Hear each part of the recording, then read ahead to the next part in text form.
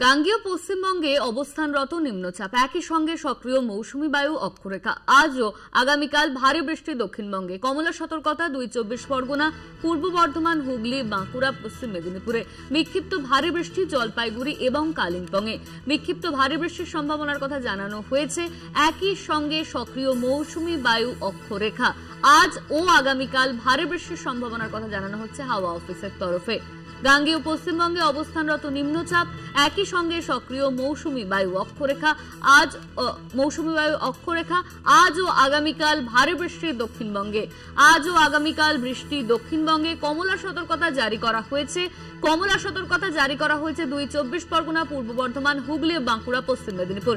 এই নিয়ে আমরা বিস্তারিত জানবো। আমাদের সঙ্গে ফোন লাইনে রয়েছেন আমাদের প্রতিনিধি শাশ্বতী। আজ ও আগামীকাল ভারী বৃষ্টির সম্ভাবনার কথা বলা হচ্ছে দক্ষিণবঙ্গে, আর কি আপডেট রয়েছে?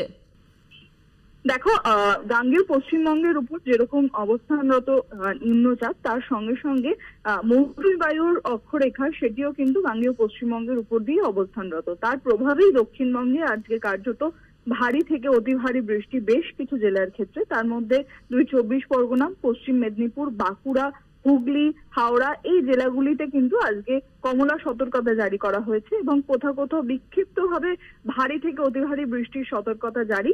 তার সঙ্গে সঙ্গে পূর্ব বর্ধমানেও কিন্তু আজকে কমলা সতর্কতা রয়েছে।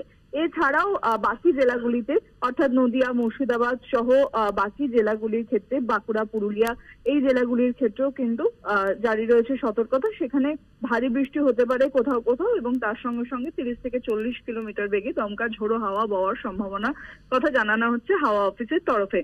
উত্তরবঙ্গেও বিক্ষিপ্ত ভারী বৃষ্টি জারি, বিশেষত জলপাইগুড়ি এবং কালিম্পংয়ে এবং অন্যান্য জেলাগুলিতেও হালকা থেকে মাঝারি বৃষ্টি কার্যত লাগাতার চলবে আগামী ২ থেকে ৩ দিন। এবং দক্ষিণবঙ্গের ক্ষেত্রে এই ভারী বৃষ্টির পূর্বাভাস কিন্তু আগামীকালও জারি করা রয়েছে। সেক্ষেত্রে আগামীকালও হয়তো সারাদিন ধরে এই বৃষ্টি চলবে এবং এই বৃষ্টি কার্যত নিম্নচাপের গতি অত্যন্ত ধীর হওয়ায় এর প্রভাব পড়ছে গাঙ্গেয় পশ্চিমবঙ্গের উপর এবং কার্যত এই নিম্নচাপ পশ্চিম থেকে উত্তর পশ্চিম দিকে ক্রমাগত অগ্রসর হচ্ছে, যেটি ধীরে ধীরে ঝাড়খণ্ড হয়ে ছত্তিশগড়ের দিকে এগিয়ে যাবে।